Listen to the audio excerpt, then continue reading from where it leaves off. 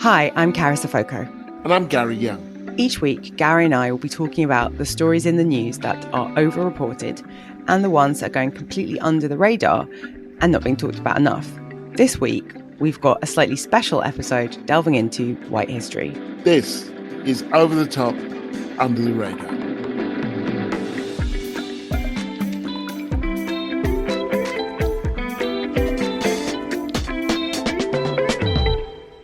Gary, how are you? I'm good. I went to the premiere of Steve McQueen's new film Blitz last night, which was... Fancy. I am very sad. There was a red carpet and everything. I turned up very sweaty and late and not particularly glamorous in my... Did you get papped? Beige cords. I did not get papped. No, I did not get papped.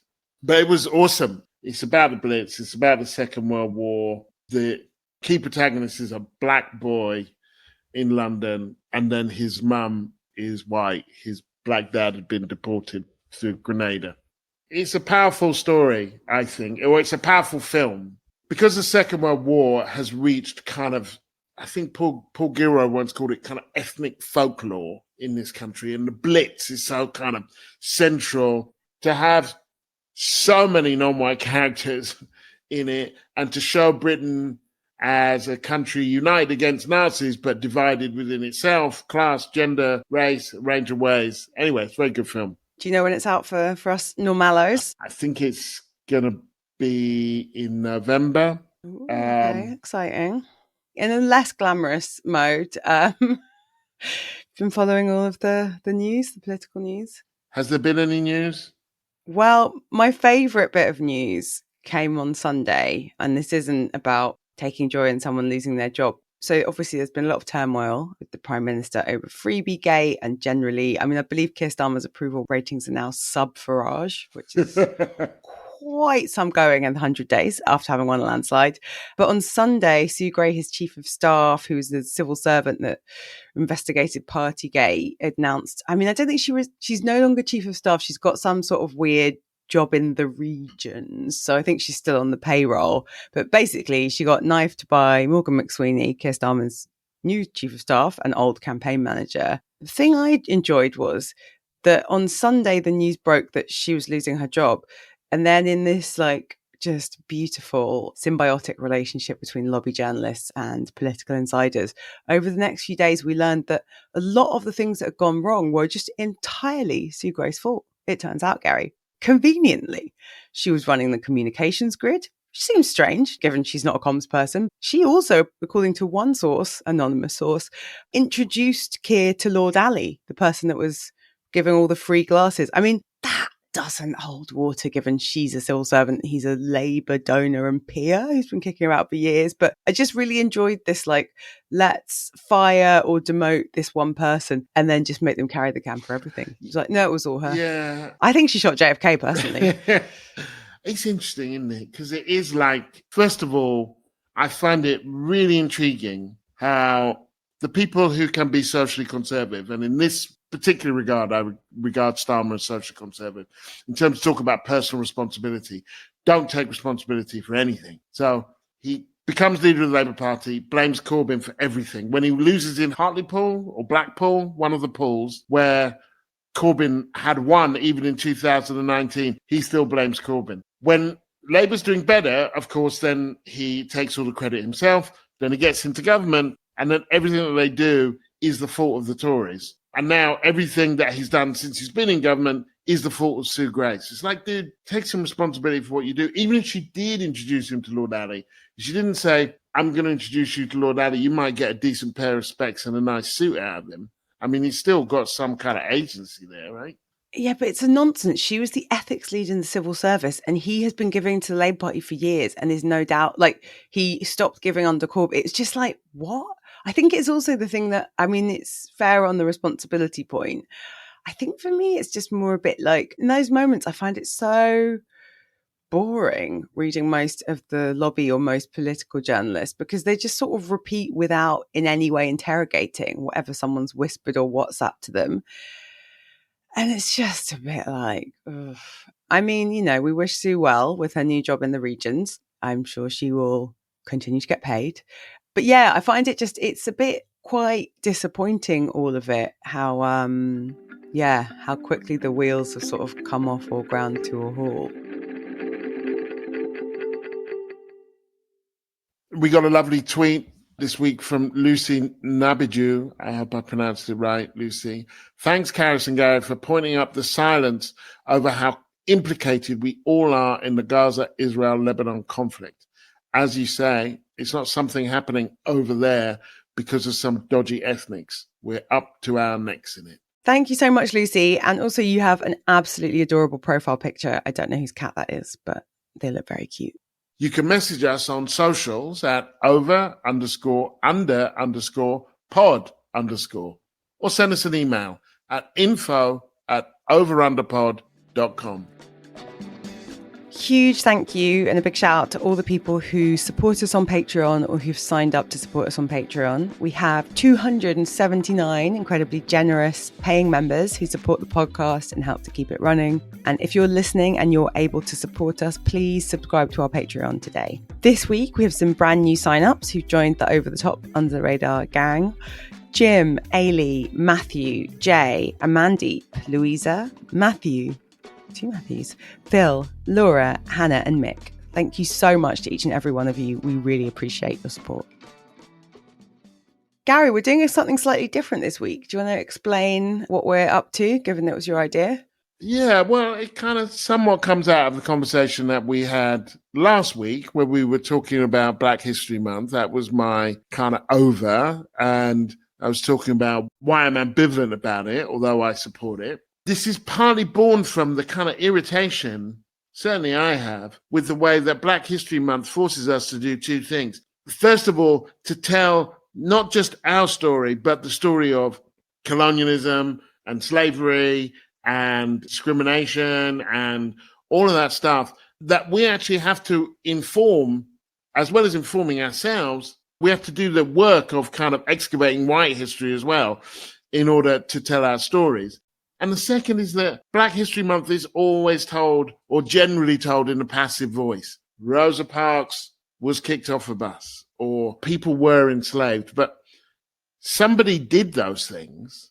And when I think, say, of Rosa Parks, we don't hear about Mr. Blake, the bus driver who kicked her off the bus.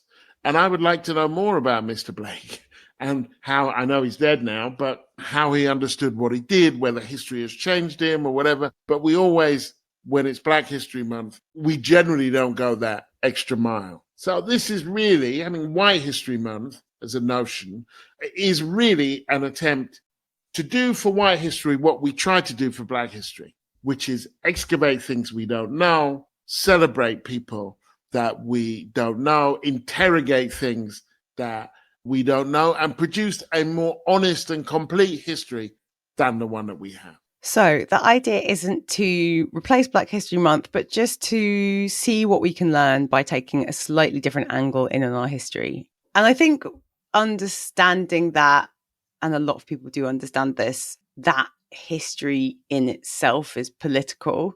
Like there's that sort of Fidel Castro quote when he's on trial where he says, history will absolve us. And like, if you're writing the history book, you can just absolve yourself from slavery, from colonialism.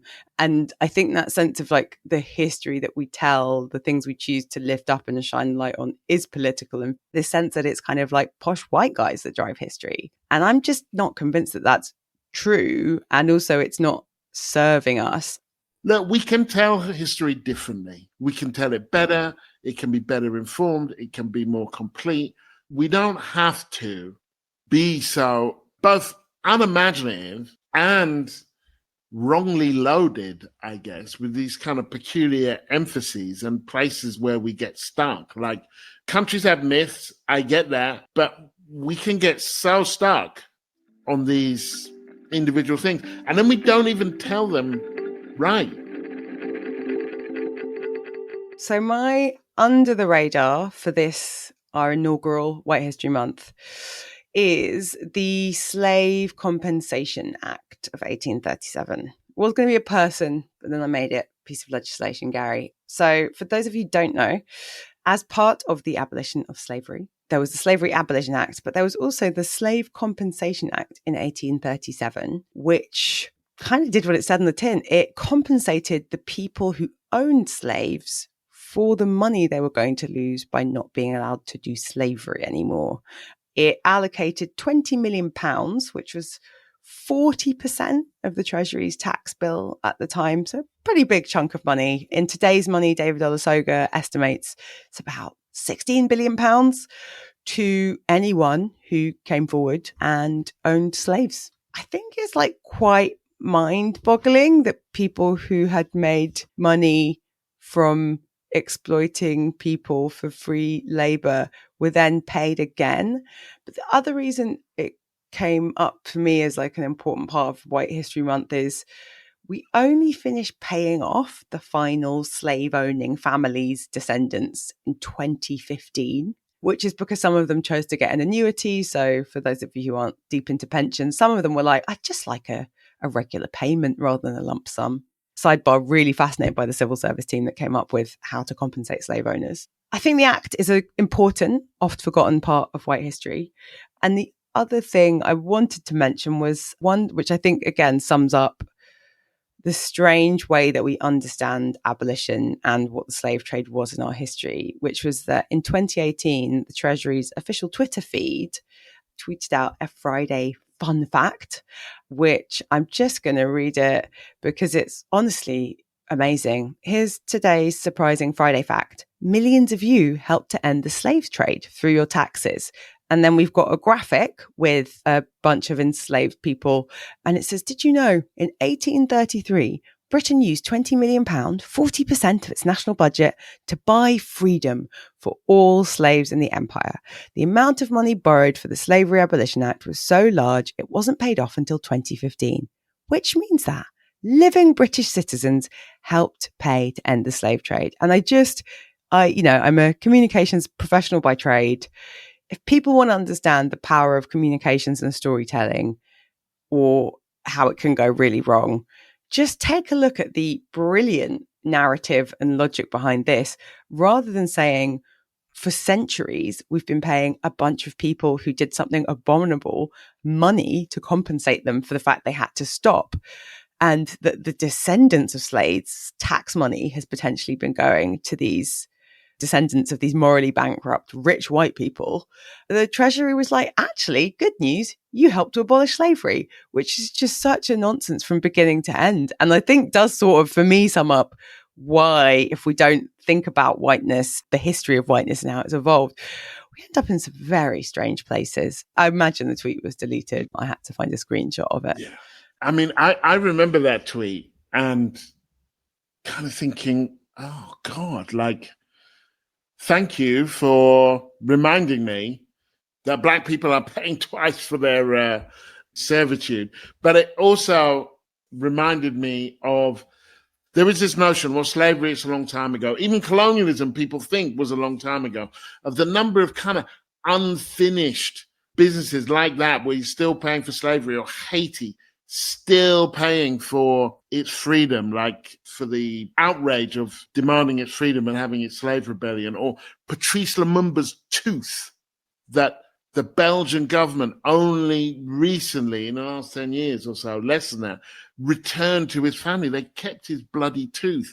Or the Germans returning some of the bones of the Herero who they murdered during the genocide in the early 20th century. That the degree to which these things are still in different ways, obviously not as dramatically as when they were actually going on, are still playing out. But it would have taken somebody sufficiently clueless to issue that tweet. It shows the Home Office with their lessons learned review. They said one of the problems here was that the people in the Home Office didn't know their own history. And so they didn't know how to navigate this stuff. So the extent to which it's consequential. So that tweet said so much. I remember when I saw it, just thinking, what kind of understanding of what that tweet means would there have to be for a person to send that tweet? Yeah, well, I think for me, it just, I don't think we should ever forget that part of the abolition of slavery was paying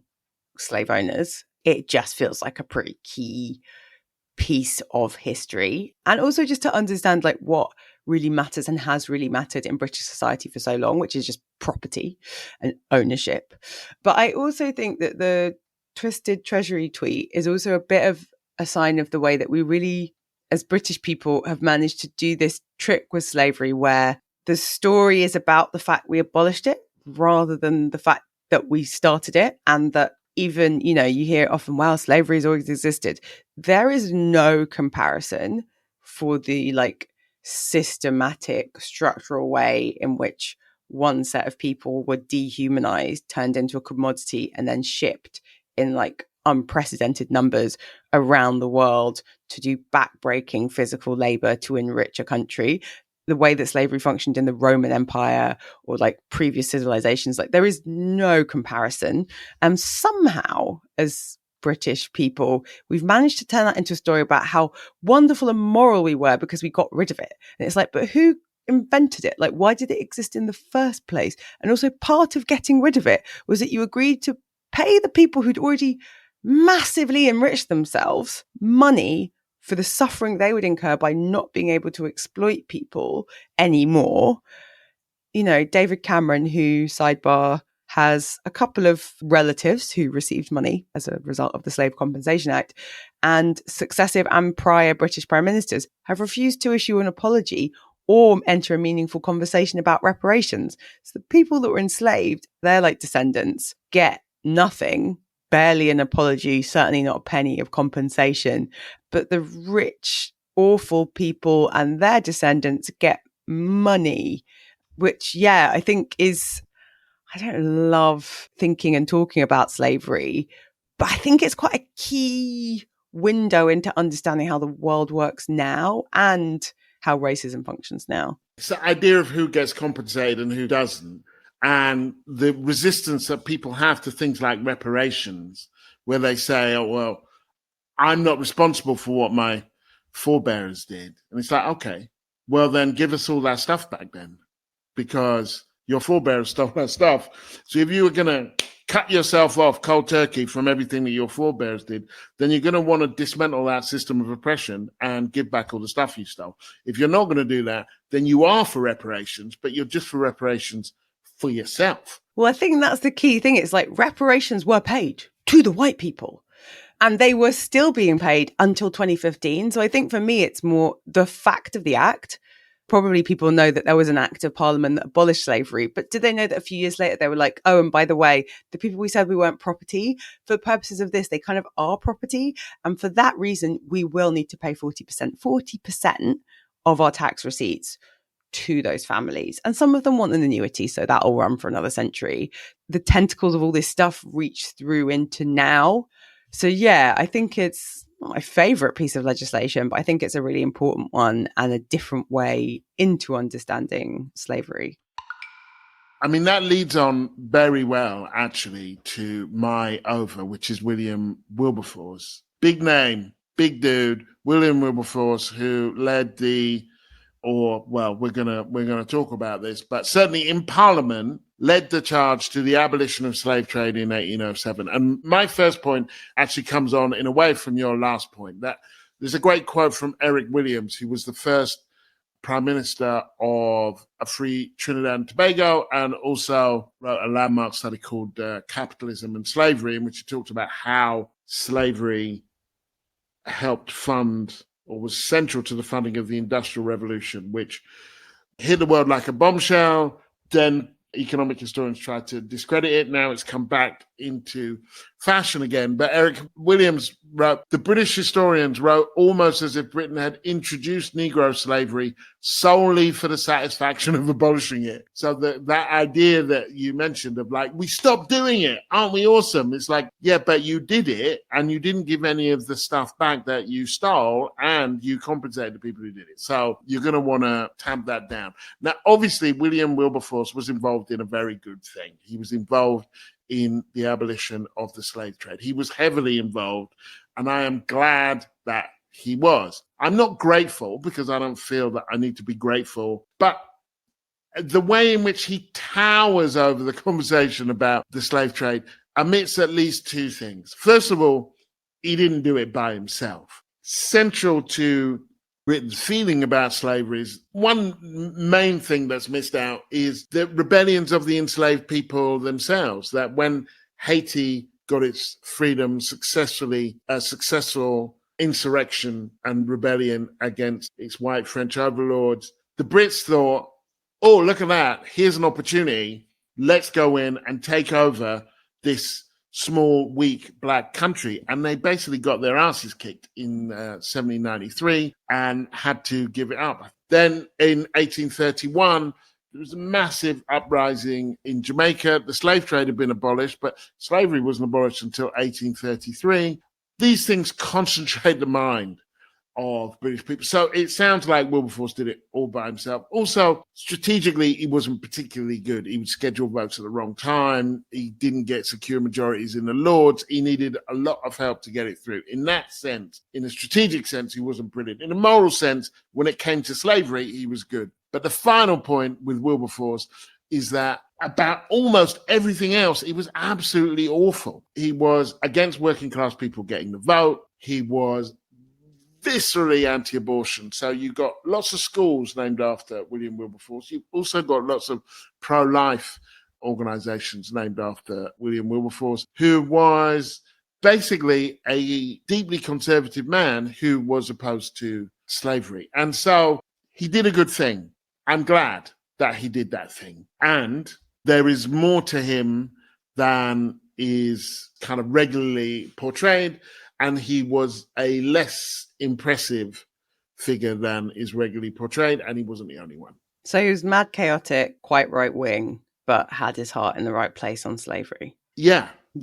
Problematic fave. I think it's interesting. I think the thing that really jumped out to me is the through line between the abolition of slavery and the end of the majority of the British colonial era. And that's the thing is the common thread is this sort of main character energy where white British people, whether they be the state or the abolitionists, I saw very recently a tweet of, it's the anniversary of Britain giving India its freedom. And it was giving, yes, this sense of white people are this benevolent force. Main character energy is a very sort of internet kid way of describing it, but you are the center of the story. You are the one doing everything.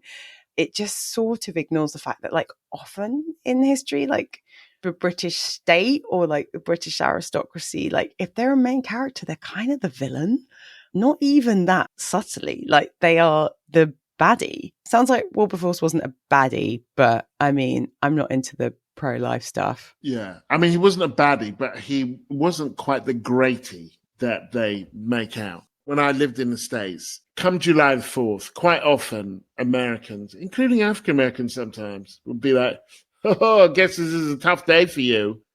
And it would take a while to work out what they meant. But what they meant was because, America got its freedom from Britain. And I'd say to them, my people really didn't have a dog in that fight, to be honest. But also, pretty much most days, certainly every month, but I would say many days of the year, somebody is celebrating getting rid of the Brits. Today is your day. And, congratulations. But please don't understand this as being in some way unique if you're British, knowing that somebody is celebrating getting rid of you, because that is the story of quite a lot of the world. In terms of under the radar, I want to talk about a woman who I think relatively few of our listeners will have known about, a woman called Viola Liuzzo. I think I'm pronouncing her name right, Liuzzo. Viola Liuzzo was born in California in 1925, white woman, working class family that moved about, including going to the South, then going up to Michigan. She married a couple times. She had 5 kids. She had a deep sense of moral responsibility, moral courage, I think. She also had a very close black friend when she lived in Detroit. 1964 is the Civil Rights Act. 1965, King and the Southern Christian Leadership Conference and the Student Nonviolent Coordinating Committee, they're in Alabama, and they're trying to secure the right to vote. If any of you have seen the film Selma, this is the moment where Viola comes in. They organize a march to go from Selma, where the voting rights are being absolutely trashed, to Montgomery, which is the state capital of Alabama. It's a fair distance. So they organize this march. They are beaten up by the state troopers on St. Edmund Peters Bridge.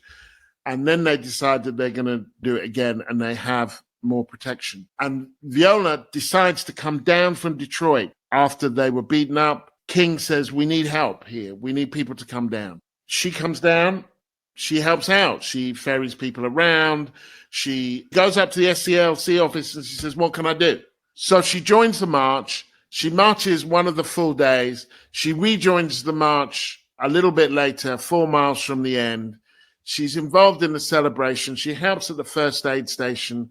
And then after they reach the capital and King calls the march a shining moment in American history, she helps take people back to Selma. So she's shuttling backwards and forwards, helping people take people back to Selma. And while she's doing that, 3 Klansmen in a car, or actually there are 4 people in the car, 3 Klansmen shoot her dead. They chase her and they shoot her dead. It turns out that one of the people in the car is an FBI informant, and then there is a significant amount of cover-up, and he only died in 1998. I think Viola's story, I mean, it's important in itself, you know, it's engaging, but so long as there's been racism, there have been white people, not enough of them by any manner of means, but there have been white people who have been against it. That's important because of this notion that, like, oh, he was a man of his time, or, you know, that was the times. That was before racism was wrong. Well, you know, throughout this time, from the beginning of slavery, from the civil rights movement, anti-apartheid, there were white people who were against it. I think that's important to understand because white history is not racist history. It has a lot of racists in it. You can't understand racism without it. And there are all of these people who, like Viola, who in big ways and small, big sacrifices and small, said, you know what? No. And I'll put my life on the line for this. I'm going to do everything I can. And they don't need to be saints, but they do need to stand up and be counted. And unlike William Wilberforce, who I think is counted and should be counted, but shouldn't be overcounted, there are people, activists, people on the ground, people like Viola, who we don't know about and who we should celebrate more. Well, she's a good end. I'd never heard of Viola. Love that she was married twice. I consider that to be very chic. I think the thing that's most interesting to me is also that sense of a lot of history is a sort of great man theory of history. And there are these great, normally wealthy and privileged men who shape the world. And actually, the engine of history is often people who aren't insanely wealthy and well-connected or part of a sort of dynasty and just, take part in social movements because they know that something is wrong and at risk to themselves. And I think it is important, as you say, given it's White History Month, we don't want to overcount how amazing white people are in dismantling racism. And a lot of the casualties of the struggle against racism are white people who knew that the system that they were complicit in was wrong. I'm thinking of the young woman who died in Charlottesville when there were far-right Klan protests there a few years ago. And I loved hearing about Viola. I think that there's a tricky balance here because we don't want to, as you say, like go over the top in terms of our praise for white people doing the right thing. I think it's also important, particularly if we look at the initial premise of this, of White History Month, if we look at Black History Month, one of the things that should be good in Black History Month is trying to make people understand that they are not just the recipients of history. History doesn't just happen to them, they can happen to it. They can make a difference. And so giving, where there are stories like this, William Wilberforce, born to great wealth, goes into parliament. Not everybody's going to have that chance, but here's someone who had a car and a Morale and went down to Selma and did what she could do. I think there are a couple of other things that stand out to me about her story. I mean, I think one is just that it's very easy when the civil rights movement is reduced to black and white images or stills of young black people being attacked by dogs or by police officers or white people clubs. I think like there's a lot of iconography around it. But I think the other thing to remember is that the violence that maintained the system was not just directed to black people.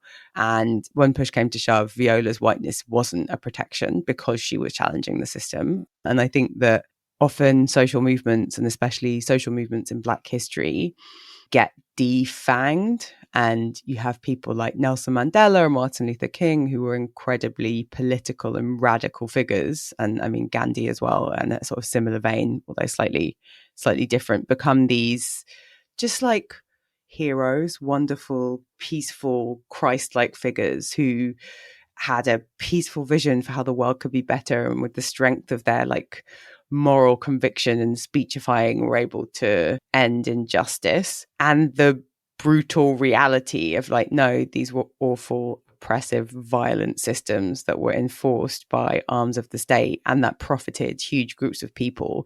And they were dismantled, often with violence and struggle on the streets, and there were casualties.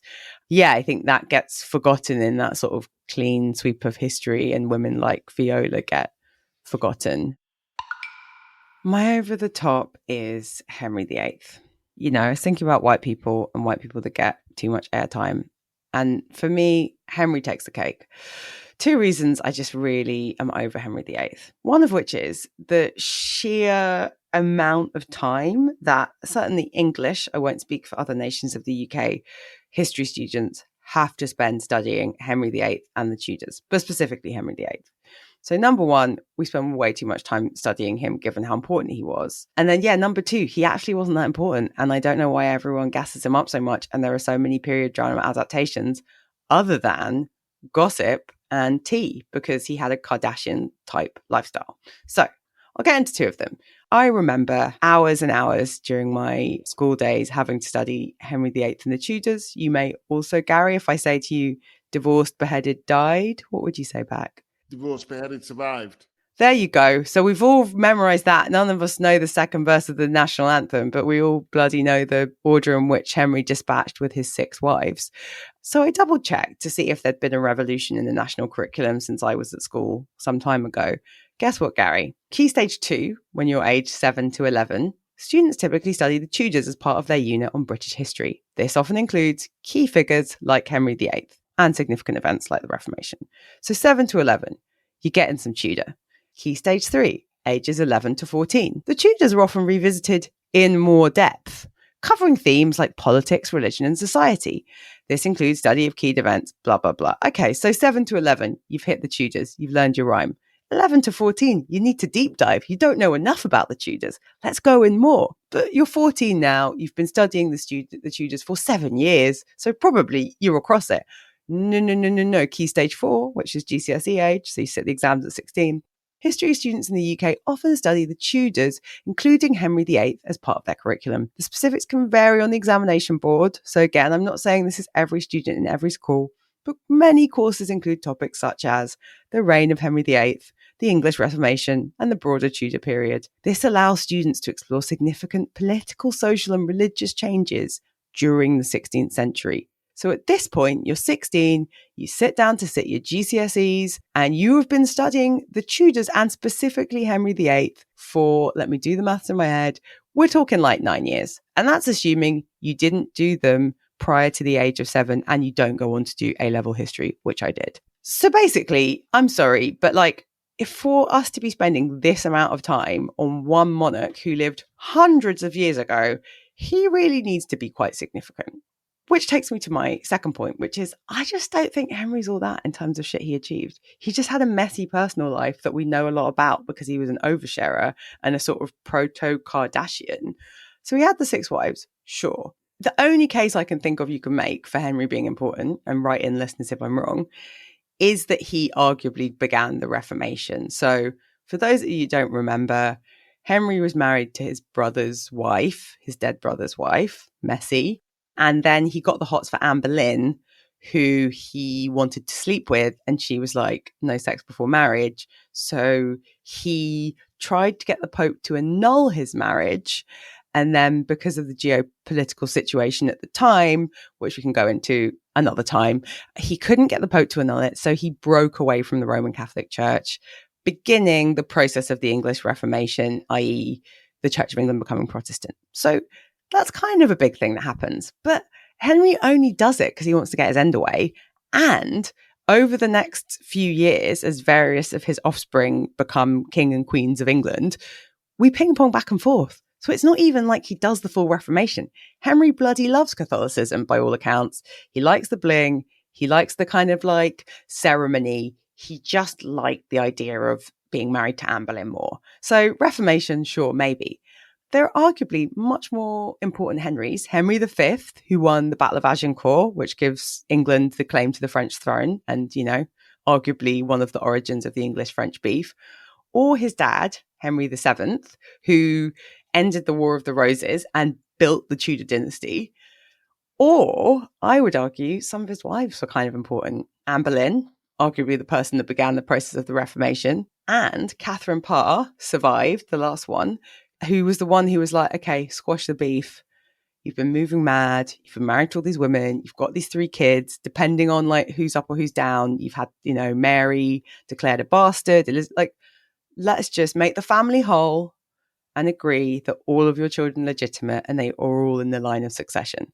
So that was Catherine Parr. She kind of paves the way for the Tudor dynasty. So yeah, basically, I'm well over Henry VIII.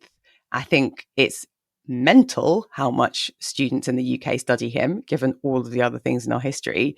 And yeah, I just think if we're talking about White History Month and stuff that's overplayed, it's got to be my man. It's got to be Henry. Do not like him. So, he speaks very highly of you, is what I've heard. Yeah, he's a sex pest. So I have a couple of questions, really. The first is, could it be that it's because he's more interesting? Not as a person, but just because of the shagging. Well, he's messy. There's a reason why people watch the Kardashians, right? So if he is, compared to all of the other monarchs, is he a more engaging story? And my second question is how much of, not the curriculum, because that would have been set a while back, but how much of our current fascination with him is down to Hilary Mantel? So I would argue, and sidebar, Hilary Mantel, who wrote an amazing trilogy of books, not about Henry VIII, but set in the time of Henry VIII, about Thomas Cromwell, very interesting historical figure. So I'm going to argue that it all predates Mantel, and that Mantel is part of the cultural wave and obsession with the Tudors, because certainly she hadn't written any of her books when I was learning about Henry VIII relentlessly in school. And also, you know, the education reforms that Michael Gove brought in, that was all about people should know about the kings and queens of England. So was Henry more interesting? I mean, anyone who's been married 6 times, like, yeah, there's some tea to spill. And he did kill 2 of his wives. So I'm not saying he was uninteresting. But if you just cast like even a little bit back, we had King Edward II, who was a gay king. Some say he was killed by red hot poker, being shoved where the sun apparently did not shine. I think that's been disputed. But like, you had a gay king who every one of his boyfriends would become a favorite and then like massively mess up the court because, you know, it was a patriarchal system. So if you were shagging a man and were like, you can be an earl, you can have all this land, then there'd be all this beef. So like loads of spicy stuff there. There was like Richard II, Richard III. There were a lot of wild people that were king of England. So sure, the marriage thing is interesting, but I'm not sure that like it's that interesting. And should history just be about salacious shaggers? I mean, I think no. And should white people just think of him? I think white people have other icons and heroes that they can know about. There is maybe something in like the era that they were alive in and the extent to which the written word and documentation and like the Holbein portraits of him. So maybe it's also about the time he was alive and the Renaissance and the extent to which we have lots of documentation and pictures and plays from the time. But I just think it's disproportionate. And, you know, yeah, as I say, there's if you sift through the old kings and a few queens of England and then later United Kingdom, it's quite a lot of gossip if you want to get into mess. I mean, where's the like sexy bonkbuster adaptation of King Edward II? Come on, we need to see that. Queer king, loads of beef. His wife was in the mix. It was really chaos. Yeah, I didn't know all of that. I mean, it's also interesting with these things, right? That kind of, this isn't a name drop. She was a friend. Andrea Levy was a close friend. She used to say, or maybe it is a name drop, and she was a close friend, but she used to complain about how you tried to get something done on the Caribbean at the BBC, and they would say, oh, we did that last year. And she'll be like, yeah, but you've done 12 Churchills, you know. And so there's all the stuff that they're not teaching when they're teaching Henry VIII. Do you know what I mean?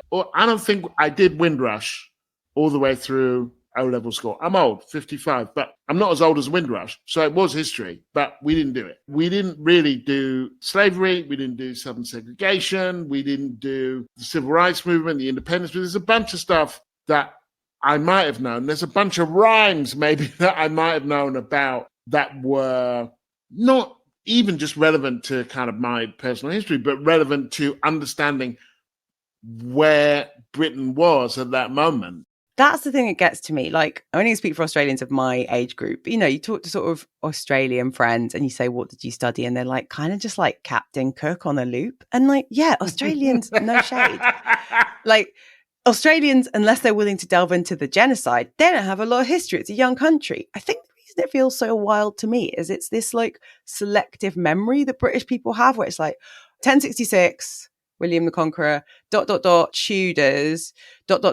abolition of slavery, ... 2 world wars and 1 World Cup, and present day. And it's just like this sort of, well, let's cherry pick the bits that we want to choose. And yeah, so it's not that there's nothing of interest, but it's more that we are not Australia. We have like the 19th century alone, like the Industrial Revolution, the abolition of slavery, the construction of the railways, the franchise being extended to people who weren't just toffs, like loads of stuff happened in the intervening time between Henry VIII's 6 marriages and now, which feels quite important to understanding who we are.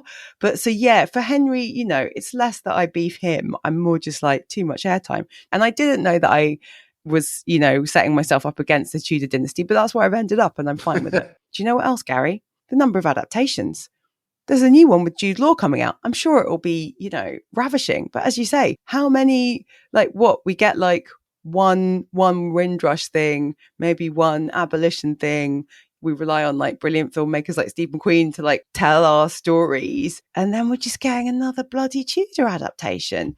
And we're writing history now, right? And in 20, 30 years, a lot of us will be living through how we've constituted these events as history and sort of how the stories get told, and that is important and powerful.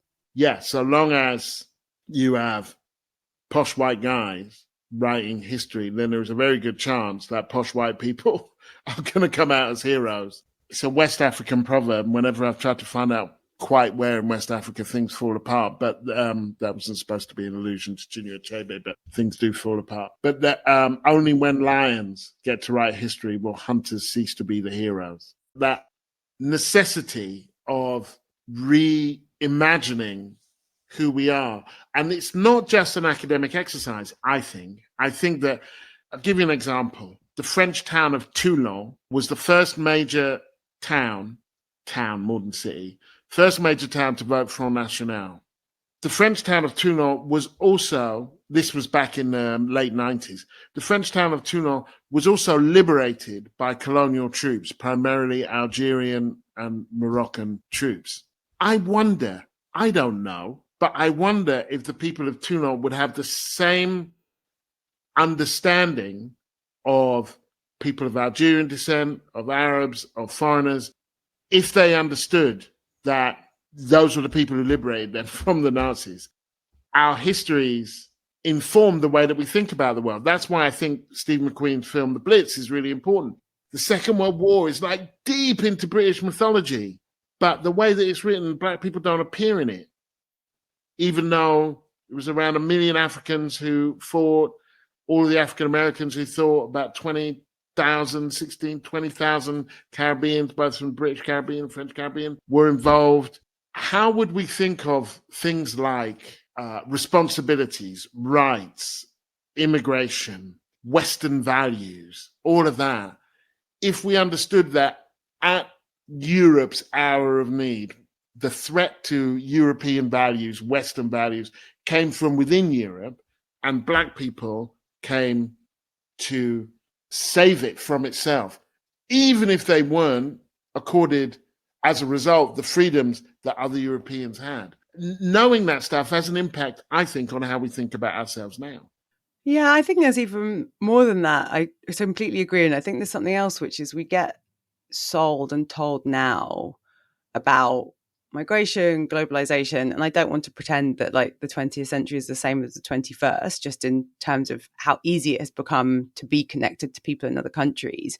But we have, especially people in Britain, we have always been connected. As you say, like maybe the troops weren't turning up in the East End of London, but African and Caribbean troops were fighting in the Second World War.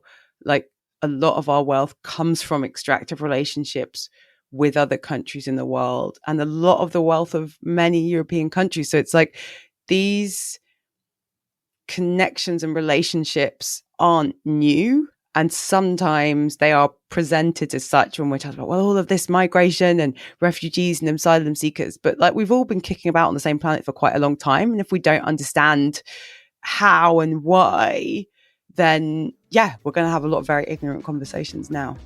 And we are. Thanks for listening to Over the Top, Under the Radar. Remember to like, subscribe, leave a review wherever you get your podcasts. You can also sign up to receive our newsletter at overunderpod.com.